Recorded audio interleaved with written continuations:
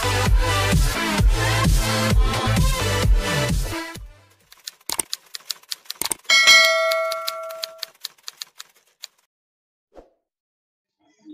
Pak. Selamat siang, Pak. Jumpa Oke, lagi, selamat Pak. siang Pak Buyung. Apa kabar Pak Buyung? Alhamdulillah sehat, Ibu Meske. Jumpa lagi, Bu.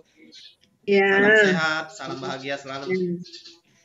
Oke, Pak Buyung, kita akan mulaikan ujian komprehensif ya saat ini atas nama Pak Buyung. Siap, Bapak. Pak Buyung sudah siap? Insya Allah siap, Pak. Oke. Sudah siapkan perangkat-perangkat pembelajaran? Sudah, Pak. Sesi pertama diberi kesempatan Pak Buyung untuk presentasi. Ya, satu perangkat dari beberapa perangkat yang telah disusun ya. Oke. Tapi perangkat yang komplit semua ya, termasuk RPP sampai pada instrumen penilaian. Ya, siap, Pak. Kemudian setelah itu, ya waktu 15 menit untuk presentasi, nanti kontrol waktu ya Pak Buyung. Setelah itu kita akan diskusi, tanya jawab dengan dosen. Oke, kesempatan pertama saya persilakan Pak Buyung. Oke, saya izin share screen ya, Bapak, Ibu.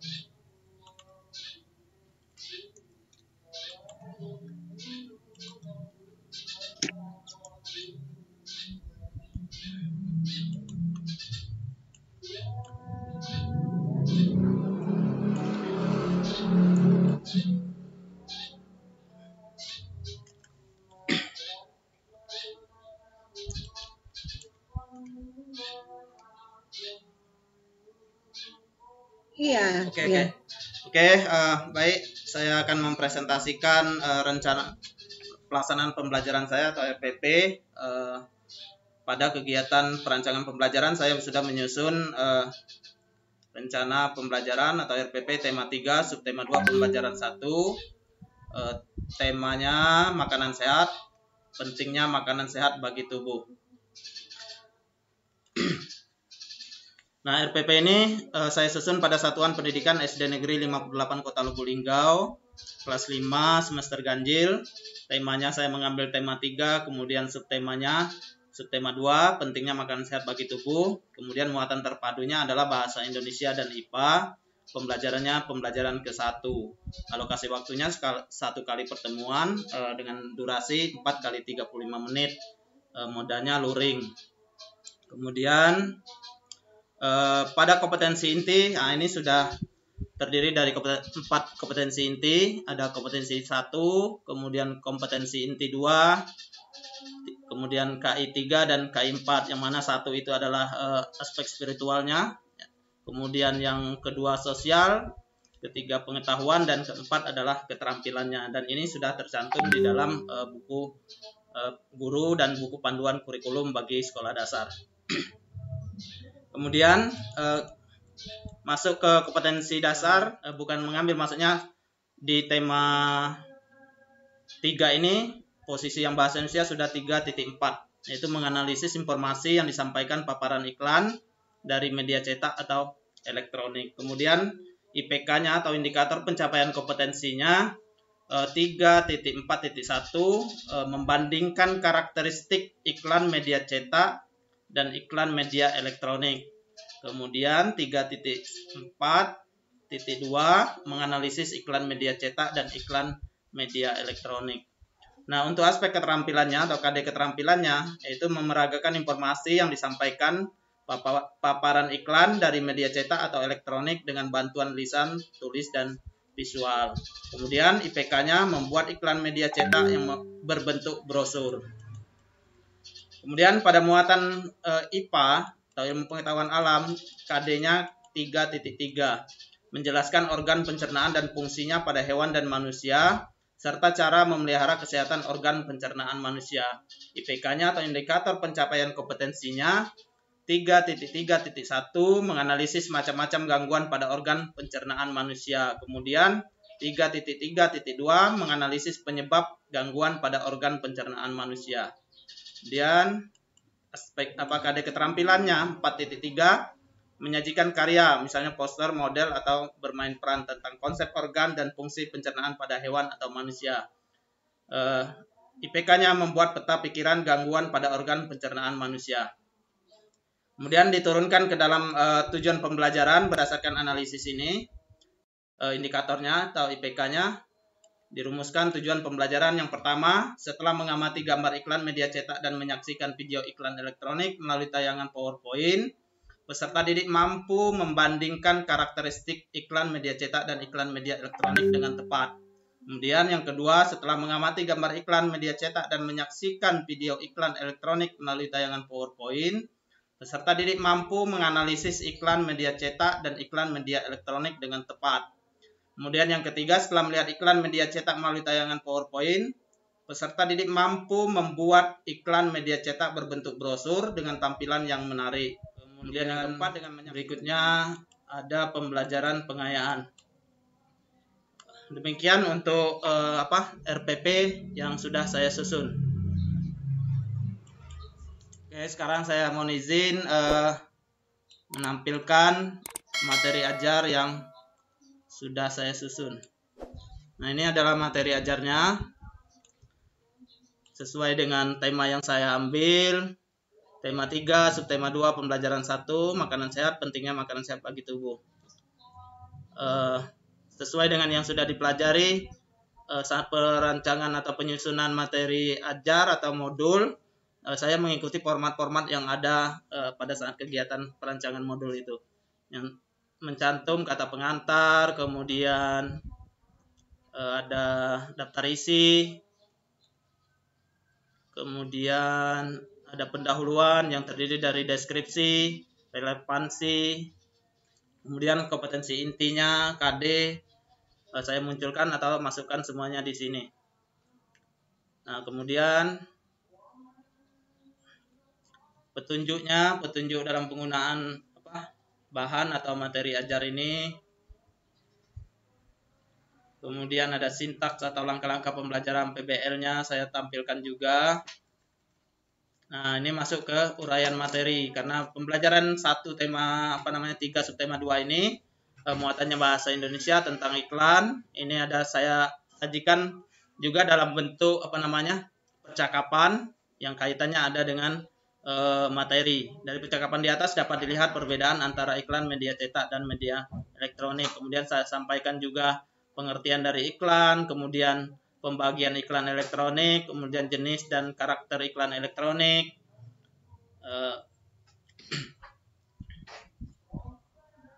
Oke, nah terus ada langkah-langkah dalam memeragakan iklan.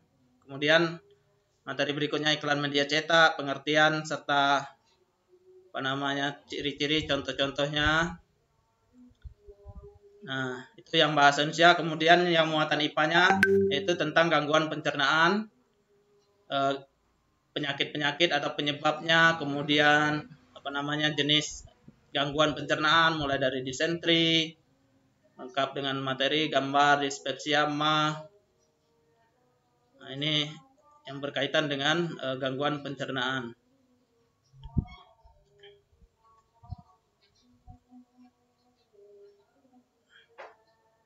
Oke, nah sekarang komponen berikutnya ada tugas. Bahasa Indonesia mereka diberikan tugas nanti bentuknya seperti ini, formatnya yang mengelompokkan iklan nanti seperti ini, dan ini masuk ke dalam LKPD. Saya sediakan alternatif jawaban juga kalau misalnya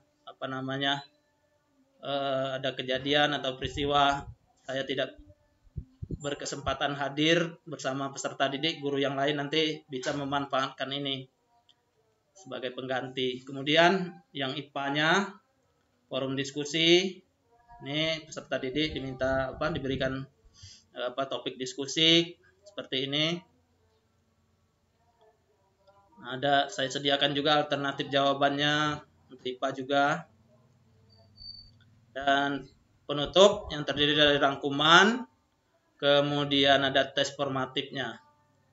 Nah, ini nanti masuk ke dalam instrumen penilaian.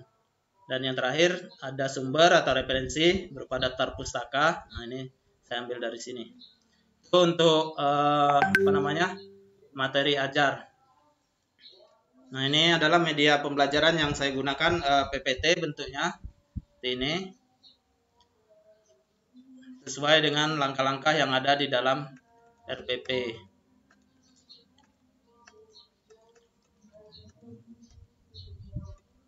Nah, yang mencantum tujuan pembelajaran saya munculkan di sini. Kemudian ini penyajian saat orientasi masalah pada peserta didik saya sajikan sesuai dengan langkah-langkah yang ada di RPP. Kemudian ini videonya. Nah, kemudian masuk ke materi iklannya. Ini penjelasan secara singkat tentang yang ada di materi ajaran untuk media pembelajaran. Kemudian yang keempat LKPD.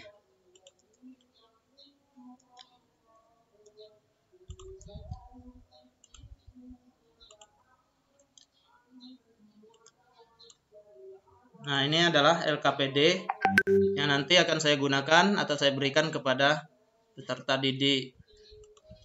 Oke, yang terakhir adalah instrumen penilaian sesuai dengan temanya tadi. Ini bentuknya. Nah, ada 3 komponen aspek yang dinilai: sikap, kemudian pengetahuan, dan keterampilan. Nah, untuk sikap sesuai dengan yang di RPP tadi, ini lembar observasinya. Kemudian apa yang dinilai: berdoa, percaya diri, disiplin. Misalnya ini aspeknya kriteria penilaiannya BT itu belum terlihat, SM itu sudah membudaya, itu ada keterangannya di bawah. Artinya kegiatan berdoa atau berdoa sebelum belajar apakah sudah membudaya atau belum. Kemudian percaya diri, disiplin, dan sebagainya. Peserta didiknya juga saya masukkan langsung. Nah, ini itu untuk sikap. Kemudian yang pengetahuan, nah ini ada kisi-kisinya sesuai dengan tema dan subtema pembelajaran yang sudah diajarkan. Bahasa Indonesia, nah ini lembar atau naskah penilaiannya. Naskah soal, penilaian harian, tema 3, subtema 2, pembelajaran 1, nama peserta didik, nomor absen, kelas, tanggal. Kemudian ini perintah atau petunjuknya. Ada 10 soal. Nah, ini. Kemudian keterampilan. Itu sesuai dengan yang ada di RPP, mengelompokkan jenis iklan, tujuan pembelajarannya ada, kemudian langkah-langkah apa yang harus dilakukan juga ada. Nanti di sini mereka isi. Ini rubrik penilaiannya, pegangan guru. Misalnya aspeknya yang dinilai: kejelasan dan ketepatan uraian alasan pemilihan media. Kalau misalnya memberikan alasan yang lengkap 4, kurang 3, 2, dan seterusnya. Kemudian membuat iklan media cetak dalam bentuk brosur. Nah, ini tujuannya, kemudian langkah-langkahnya. Rubrik penilaiannya ini yang dinilai adalah isi teksnya, kemudian desainnya, terus gambarnya, dan ketersampaian pesan. Nah, itu aspek yang dinilai atau komponen yang dinilai. Kemudian membuat peta pikiran tentang gangguan sistem pencernaan, tekniknya penugasan, rubriknya instrumennya rubrik. Ini langkah-langkahnya. Nah, ini rubrik penilaiannya, aspeknya kelengkapan, ketepatan, dan kejelasan. Oke, demikian Bapak Ibu dosen penguji tentang perangkat yang sudah saya rancang selama kegiatan PPG ini. Terima kasih Bapak, terima kasih Ibu. Oke. Ya, kita lanjut ya, Pak Buyung. Saya beri kesempatan pertama Ibu Dr. Maiske Erliando, MPD. Silakan Ibu Dr. Mais.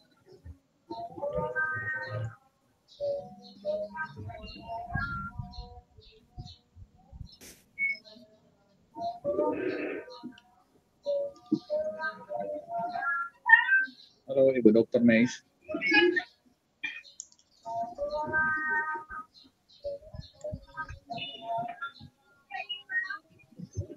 Halo. Ya, Ibu. Silakan Ibu Dr. Mais. Halo, Wid. Ya. Ya. Bisa? Ya. Kamera. Oke, biar nggak apa-apa. Sorry, nggak apa. Kalau jadi eskalator soalnya. Iya, oke. Baik, terima kasih atas kesempatan yang diberikan kepada saya. Ini Pak, tentu di dalam pelaksanaan ini, Bapak sudah menemukan banyak hal di sini. termasuk bagaimana Bapak menemukan klasifikasi kognitif yang yang ditulis oleh Bloom, yang tentunya Bapak Ibu sudah pelajari kan itu, yang bagaimana itu klasifikasi kognitif menurut Bloom dan Anderson, tentu yang kalian pelajari ya. Halo, ya Bu. Pak. Ya. Ya. Saya menyimak. Nah, jadi terkait dengan representasi kemampuan berpikir Hodge yang seperti apa yang Bapak bisa memberikan penjelasan sedikit tentang Bapak pahami tentang itu. Ya, baik Bu. Dalam teori Bloom ada yang 6 aspek kognitif itu, level itu C1, C2, C3, 4, 5 dan 6. Nah, pada level pembelajaran atau yang hot itu kita fokus kepada yang level C4, C5 dan C6, yaitu menganalisis, kemudian mengevaluasi, meng-create atau mencipta. Oke. Saya mau lanjut dengan misalnya kalau tadi saya bertanya tentang klasifikasi kognitif ya, tapi kok suaranya tidak kedengaran benar ya? Atau gimana? Saya mungkin yang gangguan di sini ya. Gimana Pak? Halo? Ya, halo. Ya? Jelas Bu. Bisa jelas, ya. Suara jelas. Bagaimana cara Bapak mengembangkan RPP yang berorientasi pada Hodge dulu? Itu yang saya mau tanyakan lebih dulu. Selain yang tadi, kalau tadi kan secara umum. Jadi bagaimana cara Bapak mengembangkan RPP yang berorientasi Hodge dari aspek penyusunan indikatornya saja dulu. Ya, baik. Kalau tadi kan secara umum dari aspek penyusunan indikator, kayak tadi juga saya bertanya awalnya seperti itu. Oke. Silakan. Baik Bu, tentu dalam penyusunan RPP kita berpedoman pada kurikulum yang ada, yang dilakukan analisis mulai dari KI, kompetensi dasar. Nah, di kompetensi dasar kita bisa lihat apa KD yang diberikan atau dimunculkan di pembelajaran itu. Kemudian dianalisis apakah di KD sudah hot atau masih lost. Nah, ketika itu pembelajarannya KD-nya lost, nah disinilah peran saya sebagai guru untuk mengembangkan. Sebelum lanjut, gimana sih membedakan antara KD yang masih bermuatan lost dan hot? Itu bisa dilihat dari KKO. Penandanya apa? Dari KKO-nya yang jelas Ibu, ya kita bisa melihat dari narasi atau KKO-nya, kata kerja operasional yang ada di dalam KD itu. Oke. Ya, jadi kelihatan di situ ya, apakah pemberdayaan kemampuan berpikir Hodge hanya terjadi pada bagian evaluasi saja atau sudah include dengan tujuan pembelajarannya ya? Jadi Hodge itu tidak tidak berfokus kepada evaluasi, tetapi dalam setiap langkah-langkah pembelajaran itu harus ada unsur-unsur Hodge-nya, Ibu, begitu. Mulai dari critical thinking-nya, creativity-nya, communication and kolaborasinya. Oke, baik. Di CP3 itu kemarin ya, Bapak kan sudah ini sudah pertanyaan lanjutannya. Bapak kan sudah mempelajari bagaimana mengembangkan materi ajar dari dokumen kurikulum. Terus bagaimana cara mengajarkan materi tersebut? Tentunya ada kategorinya kan, misalnya berkategori fakta, konsep, dan prosedur. Kemarin Bapak sempat pelajari itu ya? Iya Bu. Sempat Pak pelajari itu. Jadi bagaimana cara mengembangkan materi ajar dari dokumen kurikulum itu kan sudah Bapak pelajari di modul ya? Iya Bu. Nah, kemudian dari modul tersebut kan Bapak menemukan juga bagaimana cara mengajarkan materi yang berkategori misalnya fakta, konsep, dan prosedur. Bapak bisa Oke. Jadi di situ kelihatan materi ajar memiliki kategori kan dari kelanjutan itu, dari kelanjutan materi yang berkategori fakta, konsep dan prosedur itu ya. Jadi Anda waktu itu kan Anda pasti menemukan materi ajar yang memiliki dua kategori, yang kategori misalnya normal ya atau umum ya, dan advance ya. Nah, kira-kira untuk siapa materi advance itu disusun? Mengapa itu harus ada? Mengapa harus demikian? Baik Ibu, materi esensial itu adalah ya seperti Ibu sampaikan adalah advance ya. Ya Bu? Advance. Oh, yang advance material Bu ya. Kalau advance material itu adalah materi lanjutan dari materi esensial yang sudah ada. Artinya kalau yang esensial itu umum yang berlaku pada peserta didik. Nah, yang expand ini adalah materi yang lanjutan yang dikembangkan dari materi esensial yang sudah ada, dan pemberlakuannya nanti diberikan kepada peserta didik yang tingkat ketuntasannya melebihi yang peserta didik yang belum tuntas. Itu dalam hal ini nanti tentu turunannya adalah ke dalam pembelajaran pengayaan begitu. Oke, kalau begitu bagaimana Anda menguraikan materi advance material pada RPP yang Anda kembangkan tadi? Kayaknya. Ya betul Bu. Ini mau saya sampaikan di RPP belum saya munculkan, tapi saya sudah mengkonsep karena kemarin saya berfokus kepada iya, kayaknya itu saya tidak temukan di RPP yang Anda. Dan itu saya rasakan betul itu, bahwa di RPP hanya ada pengayaan, tapi jenis atau bentuk advance-nya, pengembangan materialnya belum masuk. Tapi itu secara tersirat saya sudah siapkan materi lanjutan setelah materi yang sudah diberikan kepada peserta didik umumnya. Oke. Selanjutnya ini berkelanjutan ya. Siap Ibu. Oke. Dalam pembelajaran abad 21 kan ada 4 unsur keterampilan ya yang pasti Anda temukan ketika Anda mendalami modul kemarin ya. Ya Bu. Apa kira-kira itu? Ada apa kira-kira itu? Yang 4C itu ya, yang pembelajaran abad 21 itu yang pertama itu critical thinking, berpikir kritis. Baru kemudian kreativitas, kemudian ada kolaborasi, kerjasama, dan berikutnya adalah communication. Oke, kalau begitu unsur mana yang menunjang untuk diterapkan dalam pembelajaran? Apakah misalnya dari unsur-unsur yang Bapak sebutkan tadi? Semuanya di RPP saya munculkan, mulai dari critical thinking-nya saat disajikan masalah di depan. Mereka peserta didik diajak untuk berpikir kritis. Kemudian di creativity ada kegiatan nanti membuat poster misalnya, kemudian ada membuat organ pencernaan, dan itu ada kreativitas. Kemudian kolaborasinya sudah terlihat dari awal kegiatan, mulai dari kegiatan pendahuluan, kemudian masuk ke tahap pertama orientasi masalah, mengajukan pertanyaan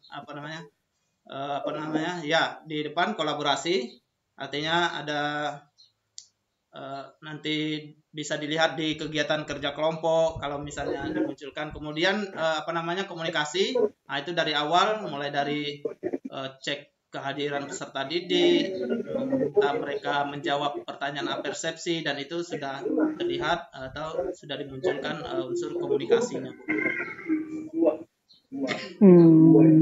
Oh ya. Terus kira-kira dari penjelasan Bapak tadi, Bapak bisa memberikan gambaran tentang langkah-langkah itu dalam pembelajaran? Yang itu tadi, unsur itu? Iya. Misalnya yang critical thinking. Halo? Iya. Yang critical thinking yang C pertama itu kan saya mempresentasikan atau melalui PowerPoint itu di depan, di langkah pertama orientasi masalah itu saya tampilkan media video, kemudian ada contoh iklan. Nah, itu nanti mereka mengamati, ya, melihat, kemudian diminta mereka untuk menjawab ini apa, jenis iklan apa, mana. Ya, kalau itu tadi itu salah satu contohnya tadi, mereka diajak berpikir, mengamati, menganalisis iklan yang disajikan. Kemudian kalau misalnya mau dikembangkan lagi, saya bisa mengajukan pertanyaan yang sifatnya klasikal. Nanti bisa ditunjuk salah satu peserta didik untuk menjawab pertanyaan yang saya ajukan. Misal dari gambar iklan ini apa yang kalian lihat? Nah, ya kan tentu mereka berpikir secara spontan pasti berpikir. Kemudian bisa juga saya ajukan misalnya pertanyaan dari dua tayangan ini tadi mana yang menurut kalian menarik begitu. Itu artinya saya mengajak peserta didik untuk ikut berpikir begitu. Nah, itu yang kreatif ya Pak ya. Itu yang kreatif. Kalau kolaboratif gimana? Kolaboratif bisa dilihat di langkah-langkah misalnya guru peserta didik bersama guru misalnya menyimpulkan materi pembelajaran bisa, itu kolaboratifnya. Secara sederhananya bisa dilihat di sana. Refleksi, ketika refleksi kemudian pada intinya adalah kegiatan yang guru dan peserta didik itu bersama-sama melakukan, itu termasuk ke dalam kolaborasi. Oke, baik. Terima kasih. Demikian dari saya, Pak Widi. Silakan. Terima kasih Ibu Maiske. Mohon masukan dan sarannya demi kebaikan dan kesempurnaan perangkat pembelajaran yang sudah saya susun ini, Ibu. Terima kasih sekali lagi. Ya, terima kasih Pak Ibu Dr. Maiske Liando. Ya Pak Buyung. Ya Pak. Oke. Kalau tidak salah Pak Buyung ini saya dengar katanya sebagai YouTuber baru atau YouTuber lama ini Pak Buyung? Nah, ini jadi beban saya Pak. Jadi saya ada beban moral jadi. Oke, ini cuma tambahan saja. Nanti cerita YouTuber nanti akan. Iya. Oke. Pak Buyung, selama Pak Buyung mengembangkan perangkat pembelajaran di BPG ini, adakah perbedaan dengan pengembangan perangkat yang Bapak Buyung susun sebelum PPG?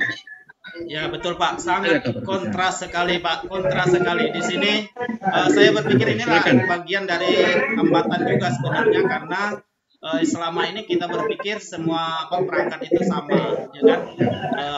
Bisa digunakan. Ternyata begitu mengikuti kegiatan PPG ini, wah terasa betul bertolak belakang dengan apa yang sudah atau yang sering saya jumpa dan sudah saya lakukan. Di sini di mana RPP-nya dituntut untuk menyesuaikan dengan pendidikan atau tuntutan pembelajaran di abad 21. Nah, ini bagian dari kendala yang kami jumpai dan tentu saat ini kami sudah mendapatkan pengetahuan yang luar biasa banyak ya dari Bapak Ibu dosen pembimbing, instruktur pamong dan lain sebagainya. Sharing bersama teman-teman, akhirnya insya Allah kami sudah mendapatkan perancangan pembelajaran sesuai dengan tuntutan pembelajaran abad 21 ini secara utuh. Mudah-mudahan. Ya, banyak ya yang berbeda. Ya betul Pak. Hal-hal yang mendasar coba, yang paling mendasar sekali yang mengembangkan perangkat. Contoh mengembangkan RPP, di mana itu Pak RPP-nya yang Bapak 1009 dengan RPP yang Bapak Buyung? Ya, yang jelas yang terlihat sangat mendasar itu di penentuan kompetensi intinya Pak. Kalau selama ini kita kan menurut saja apa yang ada di buku, ya kan, menyalin apa yang ada di yang dimiliki teman-teman mungkin di internet dan lain sebagainya. Tapi begitu kita itu nanti dong ambil satu orang itu nanti dong ambil yang tas belum terlihat, belum muncul dan itu minuman nanti lagi terasa pada saat penyusunan pembelajaran di PPG. Jadi kami sudah bisa memunculkan mana yang hot, sudah bisa memilah mana yang kategorinya lots, mana yang ada unsur tipexnya atau belum. Nah, itu yang jelas sekali terlihat. Oke. Kemudian pertanyaan berikutnya, Pak Buyung mengembangkan perangkat pembelajaran ini menggunakan dasar pijakan teori belajar mana? Teori belajar apa yang? Keleluasan untuk mengkonstruksi pengetahuan mereka sendiri. Guru di sini hanya berperan sebagai fasilitator, mediator, dan motivator untuk mengarahkan mereka mencari pengetahuan sendiri. Begitu Pak. Oke. Ya. dalam merancang media pembelajaran ya. Tadi saya lihat medianya sangat kreatif ya, media yang tadi dikembangkan Pak Boyu. Ya, oke. Dalam mengembangkan perangkat seperti itu, hal apa yang perlu diperhatikan? Dalam media, penyiapan media ya, ya dalam penyiapan atau pembuatan perangkat tentu kita harus menggunakan merancang, mendesain media yang interaktif. Artinya karena media ini alat untuk memudahkan, tentu jangan sampai medianya ada tapi tidak pesan yang ingin disampaikan tidak tersampaikan. Misal hal detailnya, hal kecilnya atau teknisnya, misalnya dari tampilan, misalnya tidak menarik, kemudian tidak terbaca, yang seperti itu perlu diperhatikan dalam membuat media. Kemudian yang tidak kalah pentingnya harus sesuai dengan tujuan pembelajaran dan materinya serta konten-kontennya, Pak. Jadi kontennya jangan lupa ya. Ya. Tapi juga interaksinya ya, harus ada interaksi di dalam. Ya, oke. Terus instrumen penilaian tadi yang dikembangkan itu, seperti apa instrumennya? Apakah hanya satu aspek yang diukur atau beberapa aspek yang diukur? Ya, sesuai dengan yang ada di RPP itu kita mengukur 3 aspeknya, mulai dari sikap, pengetahuan, kemudian keterampilannya kita ukur semua, Pak. Lengkap dengan pertanyaan, kemudian rubriknya. Kalau yang sikap, kemudian yang keterampilan juga kita sediakan rubriknya untuk penilaian. Kemudian yang pengetahuan dalam bentuk soal, lembar kerja seperti ulangan-ulangan biasa. Kalau misalnya dalam mengukur hasil belajar siswa dan dia belum mencapai ketuntasan belajar ya, dalam arti dia belum mencapai KKM-nya. Nah, apa cara yang harus dilakukan oleh Pak Boyu? Tentu yang pertama saya mengklasifikasinya dulu. Misalnya yang tidak tercapai ini berapa orang, persentasenya harus diketahui. Kalau misalnya hanya 1 atau 2 orang, mungkin polanya nanti berbeda. Ini akan diberikan remedial. Kalau misalnya 50% dari total, berarti saya harus memberikan perlakuan remedial dengan materi yang sama, tapi metodenya atau caranya, atau pendekatannya yang mungkin saya ubah dalam pembelajarannya. Begitu, Pak. Oke, remedial. Masih ingat ya? Kemarin di modul pedagogik itu remedial berbasis ICT atau berbasis TIK, masih ingat? Ya. Pak Buyung ada planning atau ada rancangan kira-kira kalau merancang remedial berbasis ICT seperti apa contoh? Bisa berikan contoh? Ya, kebetulan saya sudah menggunakan dan menerapkan itu. Saya menggunakan, ya boleh dikatakan LMS lah Pak bagi saya. Dan itu pun saya baru tahunya di sini. Saya menggunakan platform Microsoft Office 365 yang di dalamnya ada Sway. Di samping itu juga ada yang platform Google Form. Kemudian, tapi banyaknya di Sway karena pembelajaran selama kegiatan daring ini saya menggunakan asinkronus Pak. Ya, bukan yang sinkronus yang seperti ini yang tatap maya langsung karena jarang saya pakai mengingat banyak sekali kendala. Memang mereka punya bisa semua ikut daring, tapi untuk on time itu tidak bisa karena perangkat mereka kan kadang dibawa orang tuanya begitu. Hanya beberapa anak yang punya perangkat sendiri dan itu bagi saya kendala untuk saya menerapkan pembelajaran sinkronusnya. Jadi asinkronus saya berikan informasi lewat WA, kemudian materi-materi, kemudian link-link soal itu saya masukkan ke LMS-nya itu Pak. Oke, bagus itu Pak. Ya, dan itu merupakan hasil refleksi saya selama pandemi ini Pak. Mengingat proses pembelajaran harus berlangsung, kemudian banyak faktor yang kita harus juga saling mengerti dengan orang tua peserta didik, sehingga jangan sampai kegiatan pembelajaran ini memberatkan. Nah, kalau saya yang menggunakan yang platform yang saya katakan itu tadi, mereka bisa akses semua kapanpun dan dimanapun, begitu Pak. Ya, platform-platform yang digunakan ini kan aplikasi ini, saya lihat tadi juga ada memasukkan ice breaking-nya. Bagaimana cara buat itu? Ice breaking menggunakan platform. Kalau yang di media ice breaking tadi, saya hanya ini saja, langkah-langkahnya saja, tapi pelaksanaannya tidak dalam bentuk media platform, tapi langsung di dalam kelas itu Pak.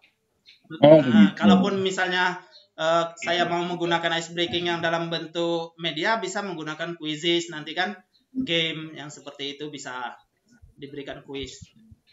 Oke. Pertanyaan berikutnya, Pak Buyung. Ini kan kita sekarang menghadapi generasi abad 21, ya kan? Ya, Itu kan? Sehingga desain pembelajaran, ya, menggunakan perangkat-perangkat berbasis ICT itu kita harus sesuaikan dengan kebutuhan, ya. sesuai dengan perkembangan, ya. Nah, kalau begitu, menurut Pak Buyung, ya, menurut Pak Buyung, seperti apa sih karakteristik generasi abad 21 ya dibanding ke generasi Bapak Buyung waktu itu? Iya betul. Ini saya masih ingat betul ini bahwa generasi abad 21 itu mereka sudah akrab dengan teknologi. Jadi dalam hal fokus belajar juga mereka tidak bisa bertahan lama. Jadi kita sebagai guru harus memahami itu karakter mereka yang seperti itu dan segera sedapat mungkin dapat menyesuaikan dengan apa yang ada pada mereka. Karena berbeda dengan periode atau zamannya kita, kalau kita dulu kita apa namanya guru adalah segalanya, sumber ilmu. Nah, jadi kalau anak sekarang tidak lagi, mereka kita tekankan pada aspek etika, moral. Karena kenapa? Karena apa namanya? Kalau untuk knowledge, pengetahuan kognitif, mereka bisa dapatkan di mana saja selain dengan gurunya langsung begitu. Jadi intinya kalau karakter mereka itu tidak bisa bertahan atau tidak dapat berpikir apa namanya memberikan fokus yang lama kepada suatu subjek begitu, Pak. Oke, tantangan sekarang kalau semuanya kita menggunakan pembelajaran daring, apakah itu sinkronos atau asinkronos, mode komunikasinya itu kan mode komunikasi kan, Ya. Cara berkomunikasinya, ya, kita menggunakan komunikasi asinkronos atau sinkronos. Tantangannya adalah pada pembentukan karakter. Ya betul, Pak. Apakah Ya. pembentukan karakternya ada di dalam pembelajaran daring asinkronos ini atau sinkronos? Ya. Kalau untuk pembelajaran daring, selama kegiatan daring, saya lebih menggunakan note voice untuk pembentukan karakter mereka.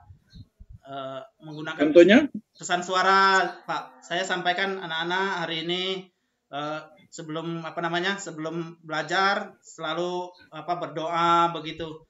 Ada pesan-pesan moral yang saya sampaikan lewat voice note itu, yang tentu mereka nanti merespon, siap Pak, terima kasih Pak, begitu. Karena kalau misalnya di dalam kelas kan kita bisa menyisipkan dalam bentuk ceramah, mungkin kan memberikan analogi mungkin. Karena dan yang paling terasa memang betul yang Bapak sampaikan bahwa pembentukan karakter peserta didik selama kegiatan pembelajaran daring ini cukup sulit sulit untuk dikontrol karena ya itu tadi mereka terkesannya bebas dan liar kalau menurut saya di luar. Mereka begitu masuk di sekolah seperti tidak respect kadang dengan guru-guru lain, mungkin dia hanya fokus kepada siapa gurunya saja begitu kan. Nah, hal-hal yang kita temui itu kita sampaikan di dalam voice note, misalnya anak-anak kalian tidak boleh seperti itu karena di sekolah semua guru adalah gurumu semua, jangan terpaku pada guru yang mengajarkan kamu di kelas secara langsung begitu. Oke. Kalau di pembelajaran luring, penerapan untuk pendidikan karakter itu apa saja kalau pembelajaran luring?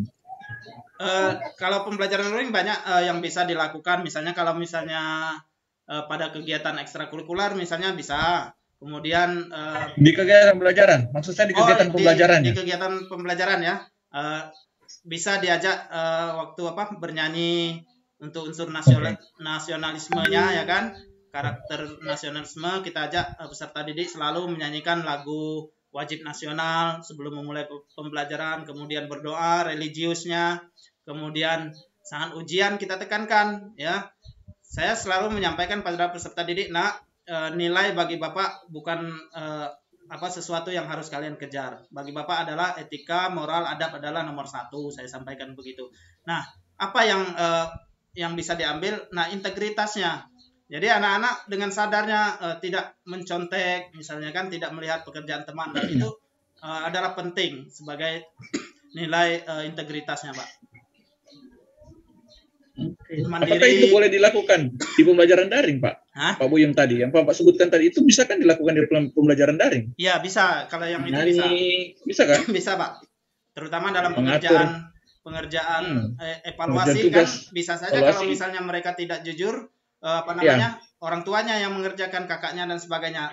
Saya pesan saya tulis di pesan, terima kasih Ananda telah mengerjakan sendiri, begitu. Untuk integritas. Jadi saya sampaikan juga bahwa kejujuran adalah sesuatu yang paling berharga.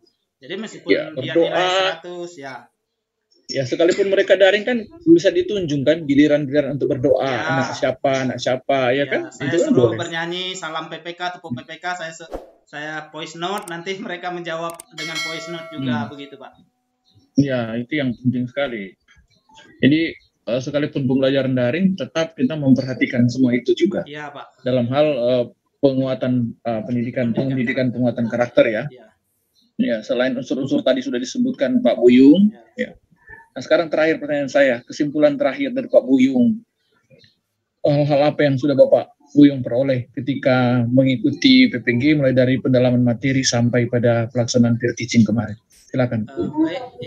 PPG ini adalah penantian panjang saya. Akhirnya saya juga dapat bergabung di sini, terutama, dan saya bangga ternyata dapat di Unima. Ya, teman-teman di sekolah selalu bilang, oh orang Manado ini, katanya luar biasa nih. Nanti bawa oleh-oleh dari Manado. Enggak, saya bilang saya daring. Jadi enggak langsung tatap muka. Jadi dari kegiatan PPG ini banyak sekali dari unsur materi, mulai profesional, pedagogik, kemudian sharing-sharing dari teman-teman dari seluruh Nusantara ini.